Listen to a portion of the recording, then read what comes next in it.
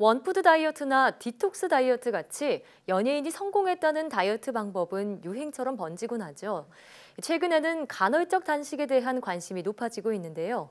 그런데 이런 유행 다이어트를 무턱대고 따라하면 오히려 건강에 독이 될 수 있다고 합니다. 오늘 내 몸 보고서에서는 유행 다이어트의 허와 실에 대해 알아보겠습니다. 이대 목동병원 가정의학과 신경원 교수와 함께합니다. 어서 오세요. 안녕하세요. 네, 반갑습니다. 자, 교수님도 보셨는지는 모르겠지만요. 네. 얼마 전에 FMD 식단이라는 말이 검색어 상위에 랭크될 정도로 큰 관심을 끌었습니다. 네. 간헐적 단식의 일환이다라고 하는데 간헐적 단식 최근 인기를 참 끌고 있죠. 네. 어떤 건지 소개해 주세요. 몇 년 전에도 사실 인기를 끌었던 적이 있고요. 예. 간헐적 단식 하면은 말 그대로 간헐적으로 굶는 건데요. 예. 이게 이제 과거에 유행했던 뭐 황제 다이어트나 원푸드 다이어트에 비해서 음식의 종류를 제한하는 것이 아니라 네. 단지 시간만을 제한하기 때문에 오히려 얼핏 보기에는 더 쉬워 보이죠. 예. 대표적인 두 가지 방법이 있는데요. 우선 그 16시간 금식하고 8시간 네. 먹는 그 16대 8 법칙이 있습니다. 예. 그래서 하루 중에 8시간만 먹을 수가 있는 거죠. 예, 그런 방법이 있고 또 하나는 5대 2 법칙이라고 해서요. 네. 일주일 동안 5일 동안은 평소처럼 섭취를 하고 이틀은 24시간 금식을 하는 방법입니다. 그러니까 얼마 이상 어쨌든 굶어야 한다는 맞습니다. 점에서 제가 잘 알고 있는 일일 일식 다이어트가 좀 생각이 나는데요. 네, 맞습니다. 네, 일일 일식 다이어트 같은 경우에는 뭐 탤런트 김상중 씨도 한다 이렇게 하면서 알려지기도 했죠. 네. 한동안 참 유행이었잖아요. 예, 이것도 사실 어떻게 보면 간헐적 단식에 속하는 게 맞는데 조금 더 완화된 형태라고 볼 수 있고요. 네. 결국은 이제 먹다가 안 먹게 되니까 먹는 총량이 감소하면서 이런 유행 다이어트들의 특징이요. 사실은 감량 속도가 빠릅니다. 일단 눈에 보이니까 예. 효과가 있어 보이고 그리고 오히려 뭐 칼로리 계산하고 이런 거보다 훨씬 더 실천하기에도 쉬워 보이고 왜냐하면 살이 찐 사람들일수록 적게 먹는 것보다 아예 안 먹는 게 더 낫다고 하거든요. 네. 그런데 문제는 이렇게 우리가 굶다 보면은 우리 몸이 에너지를 자꾸 비축하려는 쪽으로 바뀌게 되고요. 오히려 몸이요. 그렇죠. 그리고 식욕이 더 증가하는 경향이 있기 때문에 일일 일식이 아니라 일일 폭식 다이어트가 되기 쉽습니다. 그래서 네. 사실은 장기적으로 검증이 안 된 이런 유행 다이어트를 무조건 따라하는 건 위험할 수 있죠. 네. 자, 그런데 이런 간헐적 단식 같은 경우에는 이 다이어트 효과 때문에 많은 사람들이 따라서 하려고 하거든요. 네. 그 효과가 정말 과학적으로 입증이 됐나요? 그러니까 사실은 다이어트 효과는 먹는 대로 그리고 움직이는 만큼 나타날 수밖에 없습니다. 예. 이 질량불변이기 때문에 내가 아무래도 평소보다 한 숟갈이라도 덜 먹으면 예. 빠지니까 이 시간 제한을 하다 보면 덜 먹게 돼서 당연히 빠지고 그렇지만 여느 유행 다이어트와 마찬가지로 이게 장기간 지속되기가 어려운 거죠. 우리 네. 몸은 굉장히 본능적이기 때문에 이렇게 굶다 보면 오히려 폭식을 유발하고 그리고 근육량이 어느 정도 많은 분들은 네. 또 이게 가능할 수도 있겠지만 일반인들 같은 경우는 오히려 이렇게 굶게 되면은 결과적으로 근육이 빠지기 때문에 예. 오히려 시간 제한 다이어트라든지 뭐 네. 8시 이후에 안 먹는 생활형 다이어트가 훨씬 더 현실적입니다. 그렇군요. 그러니까 굶는 다이어트는 뭐 어쨌든 좋지 않다라는 말씀이신데요. 그렇죠. 네.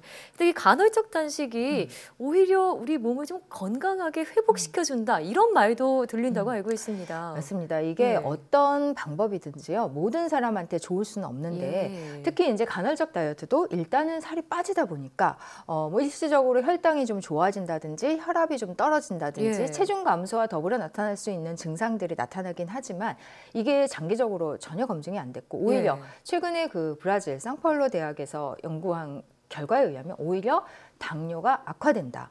인슐린 기능이 떨어진다라는 결과도 있고요. 네. 그리고 실제로 이렇게 24시간, 뭐 12시간 이상 굶다 보면 당뇨 환자들은 굉장히 위험할 수도 있고 굶는 시간이 지속되다 보면 우리가 정신 집중을 해야 되거나 공부를 해야 되는 청소년들에게는 굉장히 불리할 수도 있습니다. 아, 그렇군요.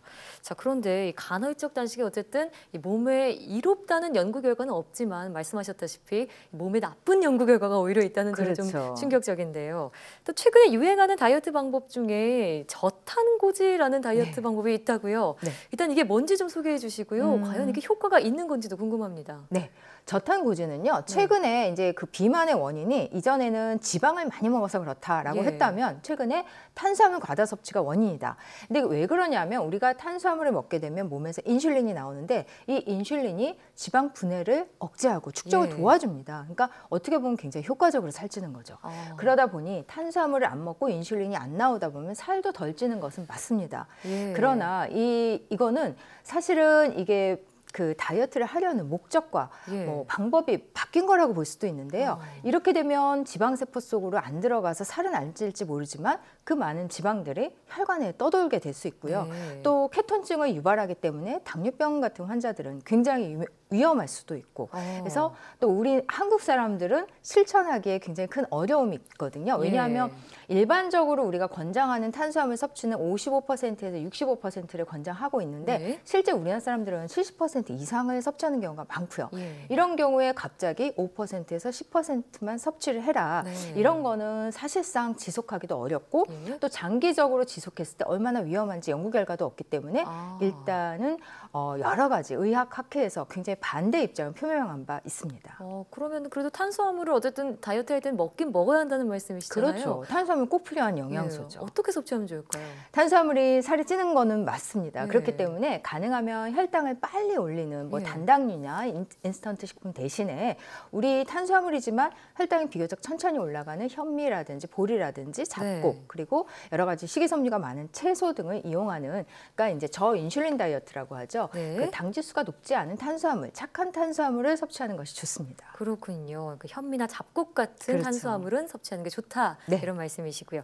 저탄고지 다이어트 역시 어쨌든 몸에 무리를 줄 수 있기 때문에 그렇게 권장하는 방법은 아니네요. 맞습니다. 예.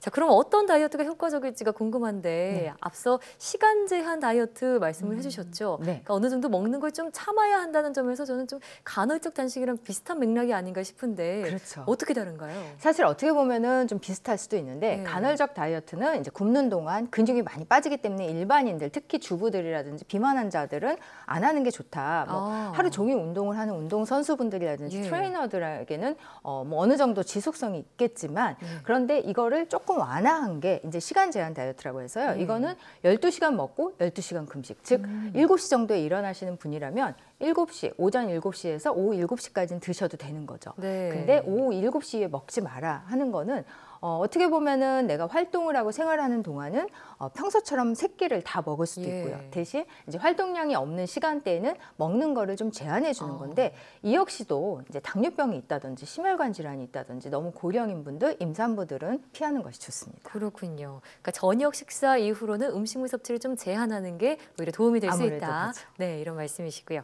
자, 마지막으로요. 건강하게 다이어트하는 방법이 있다면 소개해 주시죠. 네, 빠른 감량은 빠른 요요를 유발하고 또 예. 건강에 뭐 골다공증이라든지 빈혈이라든지 여러 가지 위험 요소로 작용할 수 있습니다. 내 몸이 눈치채지 못하게 조금씩. 그래서 처음에는 10% 감량을 목표로 결과적으로는 30% 섭취량을 줄이는 것이 가장 효과적이면서도 안전한 것으로 알려져 있습니다. 네.